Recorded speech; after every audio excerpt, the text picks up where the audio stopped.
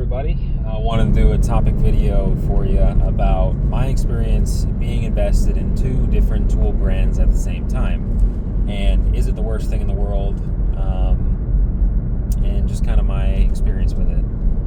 So I guess one of the first obvious things is that, in what way are you invested in two different tool brands? Is your drill DeWalt and your impact is Milwaukee? Like, if you're in that sort of boat, you're probably going to be sort of out of sorts more often, because if you have stuff that is really typically used with each other, it's probably going to put you out more often than if it was like my Roto Hammer is Milwaukee and my drill is Makita or something like that. Like, you're probably not going to use you're probably not going to be in a situation where swapping those batteries as frequently would set you back as much.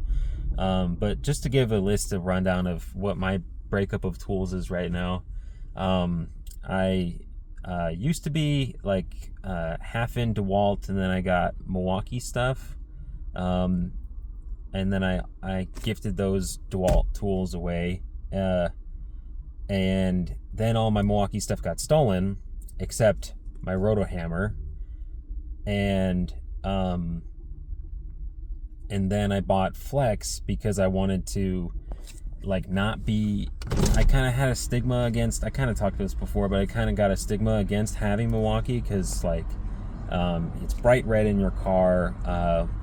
People know that it's pretty good, and it's mainly the color and then the connotation that goes along with having Milwaukee. Because if someone sees like that sitting in an open place, like if you're on a very large job site, right, and like you go to lunch and you leave your tools on the cart and you're working around a bunch of different trades, there's a possibility that if you leaving your tools out and about like that could lead to your shit getting stolen. So for the longest time I was like, well, every day I go on lunch and there's certain job sites where it's like you're working like I think I've done like Tesla chargers before, and I've been basically right next to the public, so it's not even like the general contractor vetted these guys and everyone's got a background check, and to whatever extent that can even mean, you think the guys are trustworthy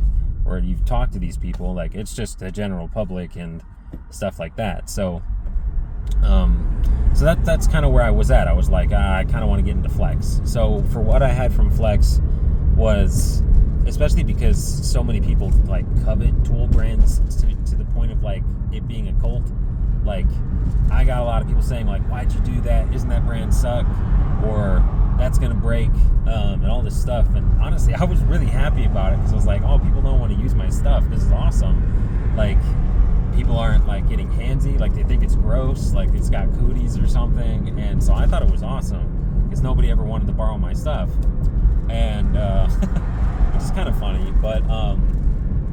But anyways, so from Flex I had a drill, impact, sawzall, a two-handed sawzall, a bandsaw. They're 2 1/4. It's their I guess they only have two. They have a deep cut and they have a mid-sized bandsaw. I think it cuts 2-inch PVC. But yeah. So I had drill, impact, bandsaw, circular saw, and reciprocating saw, and an oscillating tool. That's it. Sorry, we got there. And then I had not that much. I had the Roto Hammer, and I think I had a one-handed Sawzall from Milwaukee, and that was my split. And it really wasn't that bad. Like I said kind of earlier, I had my Sawzall, which I really wouldn't use all that frequently at the time. I wasn't doing a lot of underground, which is sort of where electricians tend to use a Sawzall more. And so I didn't have to be between two brands too much, and have it be inconvenient was a job I was on where we were doing a lot of the supports for the conduits or the racks or the mounting of panels and things and boxes were on concrete walls. So having my roto hammer be a different brand started to be sort of an inconvenience, because I didn't want to just use the hammer drill function on my normal drill. So having to bring, to be fair, I do have a 12.0 battery for my roto hammer, so like it lasts a long time. And unless you're digging with it, you typically don't have to worry about just drilling holes, putting you out, like draining that one battery. So it was slightly inconvenient in that case, but I don't think it was the most inconvenient thing in the world. Honestly, the one thing that you have to worry about is like, oh, did I bring a battery for this, and did I bring a battery for my normal stuff? So that's just something that you always have to remember and think about. And if your split of tools is more ridiculous, then it's going to be more of a strain on you. But like I said, my split was kind of like the things that I use every day, every single day, were like one brand, and then the stuff that I use sometimes, it was a different brand. So it honestly wasn't all that inconvenient, but it did come with its drawbacks. Another thing to consider is that, like some people say,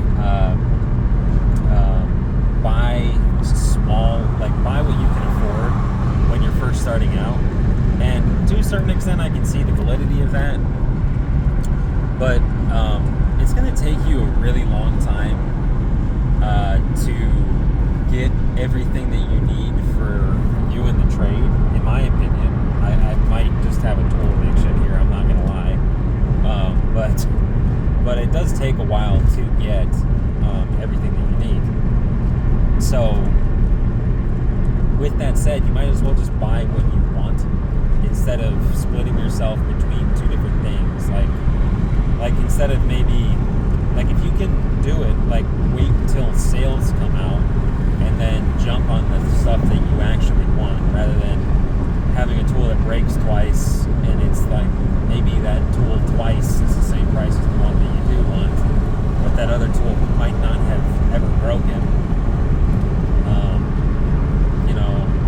There's an argument that could be made for the buy once, cry once.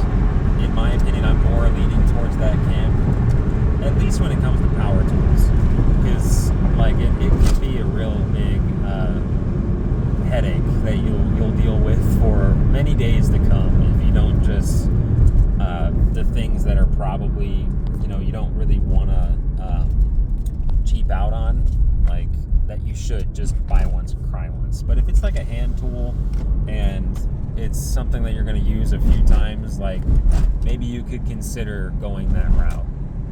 That's like, for instance, I see a lot of guys, this is an example, is that a lot of guys will use the Pittsburgh knockout set and they'll be completely fine with it.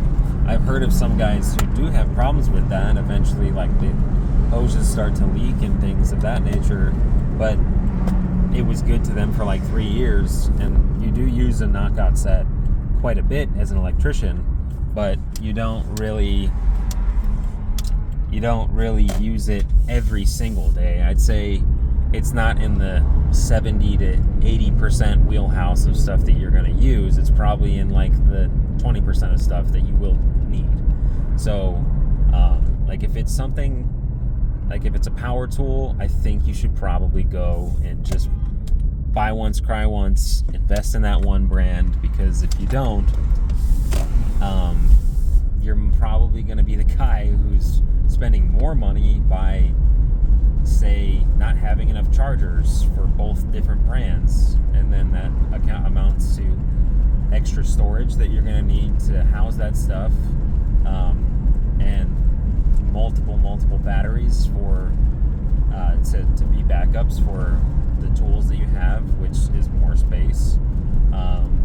which could either take up valuable space for other stuff, or just clutter. And yeah, so as someone who has been into different tool brands, not really by my own choosing, mainly because I got robbed, but yeah, as someone who has been in that situation, I would say just go ahead, buy once, cry once, get one brand if you can, or maybe if your company is nice to you, like borrow until you can actually get what you want. I know that there's a big perception amongst people in the trade that they don't want to look like extra needy. Like if someone's just starting out, they don't want to also look like super, like they've not invested in the stuff, or like they're annoying by having to ask for tools. But like if you're just starting out and you're like, Black Friday's like around the corner or something, and you can maybe hold out for a while longer, like just take the positions that are like cleaning conduit or being the guppy / runner role. Like if you can hold out for a while and wait till there's a sale or some silly American holiday that became a sale type of thing, maybe wait for that opportunity, because it's going to save you money down the line not having to be invested in 2 different brands. So that's kind of my perception on if you should invest in 2 brands or just stick to one.